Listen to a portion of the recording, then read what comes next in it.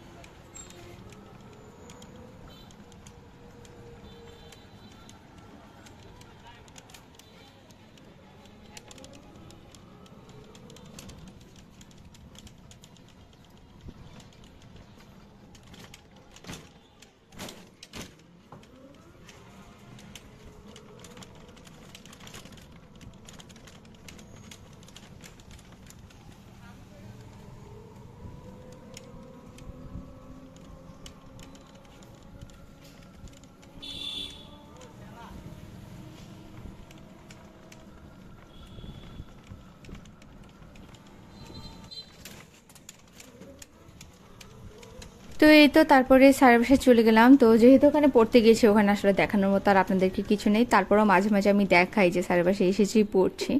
তো সবসময় আসলে দেখানো পসিবল হয় না।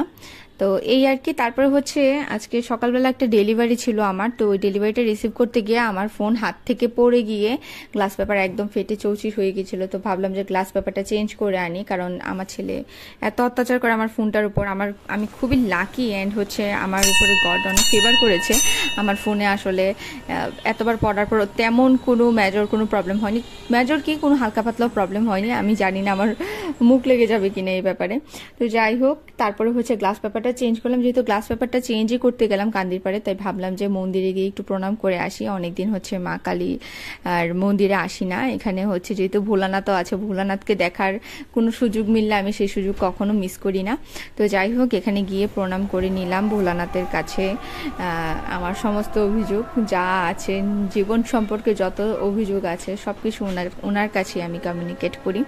তো এখানে প্রণাম করে মা কালীর মন্দিরে গেলাম। সেখানে গিয়ে প্রণাম করলাম, করে টোরে তারপর হচ্ছে বাসায় চলে গেলাম। আর এই যে দেখেন, রাতের বেলাও ফুলগুলো দেখতে কত সুন্দর লাগছে, ভাবলাম আপনাদেরকে একটু শেয়ার করি। এখন তো মন্দিরটা সংস্কার চলছে, অনেকটাই চেঞ্জ হয়ে গিয়েছে, খুবই সুন্দর লাগে এবং ফ্রেশ অনেক লাগে দেখতে। তবে আরও বেশি খুশি হব যদি শিবের মন্দিরটাও আর একটু রিপেয়ার করে আর কি, কারণ ওই মন্দিরটা একেবারেই হচ্ছে মানে বাজে অবস্থায়, এটা একটু রিপেয়ারের দরকার আছে। তো মা কালীর মন্দিরে উঠেও এখানে হচ্ছে ঘন্টা দিয়ে নিলাম, আর তারপর হচ্ছে প্রণাম করে নিচ্ছি। সবাই একটু মা কালীর মুখ দর্শন করেন, দেখেন খুবই জাগ্রত এবং এটা খুবই ট্রেডিশনাল একটা মন্দির। একটা স্টোরিও আছে, ইন ফিউচার কখনো হয়তোবা শেয়ার করবো আপনাদের কাছে। তো এই হচ্ছে বিষয়, আর এই হচ্ছে মা কালী। কারণ আমি সবসময় মা কালী অ্যান্ড শিবের সাথে কানেকশন ফিল করি। এটা আপনাদেরকে অনেকবার বলেছি, বারবার বলেছি, হাজারবার বলেছি, হয়তো আপনারা শুনতে শুনতে বিরক্ত।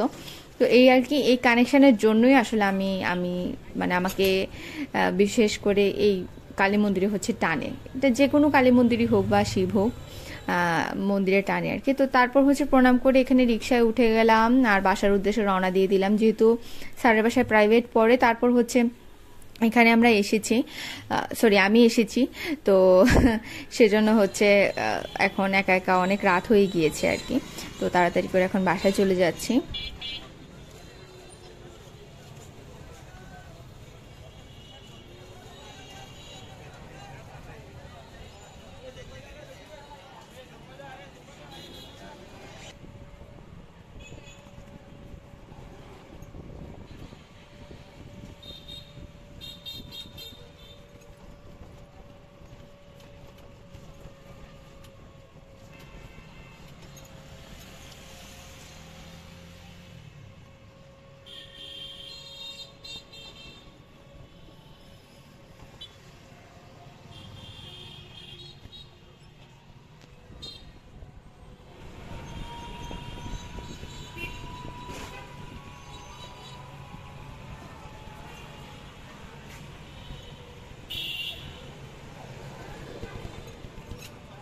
তো এই হচ্ছে বিষয়। তারপরে বাসায় চলে গেলাম। আর হচ্ছে এত রাত করে আসলে একা চলতে বাইরে খুবই ভয় লাগে আমার। আমি তো খুবই ভয় পাই, কারণ আমি কখনো রাতের বেলা একা একা বাইরে থাকি না, বা আমার বাবা মাও অ্যালাউ করে না, আমার হাজব্যান্ডও অ্যালাউ করে না। এগুলো আসলে ঠিকও না, আমি নিজেও খুব ভয় পাই। তো যাই হোক, তারপর বাসায় চলে এসেছি। আর এখানে তো মাকে দেখে খুব খুশি। আজকের ব্লগ এই পর্যন্ত ছিল। কেমন হয়েছে ব্লগটা অবশ্যই সবাই আমাকে কমেন্ট করে জানাবেন। ভালো লাগলে অবশ্যই সাবস্ক্রাইব করে বেল আইকনে প্রেস করে দেবেন, অ্যান্ড ফ্রেন্ডস অ্যান্ড ফ্যামিলির সাথে শেয়ার করবেন। দেখা হচ্ছে নেক্সট ব্লগে। Till then, tata. টাকলু টাকলু টাকলু টাকলু, এখানে তাকাও, এটা হাই বলো তো, হাই বলো তো। মাম্মিকে একটা কফি দাও বাবা, মাম্মিকে একটা কফি দাও। ওকে, বাই।